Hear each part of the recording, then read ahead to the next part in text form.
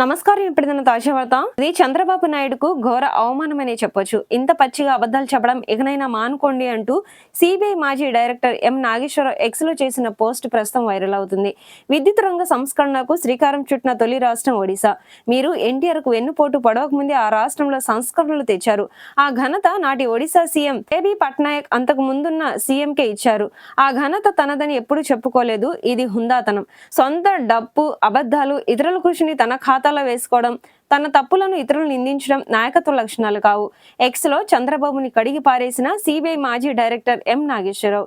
ఇంకా పూర్తి వివరాలకు వెళ్ళినట్లయితే గనక, దేశంలో విద్యుత్ సంస్కరణను తానే తీసుకొచ్చానంటూ సీఎం చంద్రబాబు చెప్పడం పట్ల సిబిఐ మాజీ డైరెక్టర్ ఎం నాగేశ్వరరావు తీవ్రంగా ఆక్షేపించారు.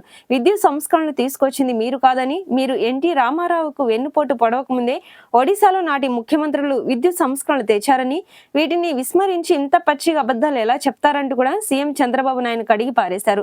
ఇంత పచ్చిగా అబద్ధాలు చెప్పడం ఇకనైనా మానండి అని సూచించారు. ఈ మేరకు ఆయన ఎక్స్ లో పోస్ట్ చేశారు. దానికి విద్యుత్ సంస్కరణలను తానే తెచ్చానని సీఎం చంద్రబాబు ప్రసంగం వీడియోను కూడా జత చేశారు. ఇంత పచ్చిగా అబద్ధాలు చెప్పడం ఇకనైనా మానండి. దేశంలో విద్యుత్ సంస్కరణలు శ్రీకారం చుట్టిన తొలి రాష్ట్రం ఒడిశా అని, 1992లోనే అప్పటి ఒడిశా ముఖ్యమంత్రి బిజు పట్నాయక్ విస్తృత సంప్రదింపులతోనే ఈ ప్రక్రియ ప్రారంభించారు. ఆ తర్వాత వచ్చిన జేబీ పట్నాయక్ ప్రభుత్వం దాన్ని ముందుకు తీసుకెళ్లి ఒడిశా విద్యుత్ సంస్కరణల చట్టం 1995ను తీసుకొచ్చింది.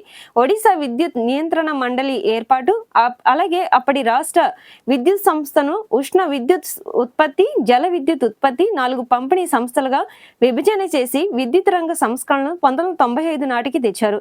ఇదంతా మీరు మీ మామగారికి వెన్నుపోటు పొడిచి ముఖ్యమంత్రి పీఠం ఎక్కక ముందే జరిగిపోయిన నిజమని ఆయన పోస్ట్ లో చెప్పారు. అలాగే మరో ముఖ్య విషయం అంటూ కూడా, విద్యుత్ సంస్కరణల ఘనతను నాటి ఒడిశా ముఖ్యమంత్రి జేబీ పట్నాయక్, సంస్కరణలు ప్రారంభించిన మాజీ ముఖ్యమంత్రి ఆనాటి ప్రతిపక్ష నాయకుడు బిజు పట్నాయకే ఇచ్చారు తప్ప ఎప్పుడు తన ఖాతాలో వేసుకోలేదు.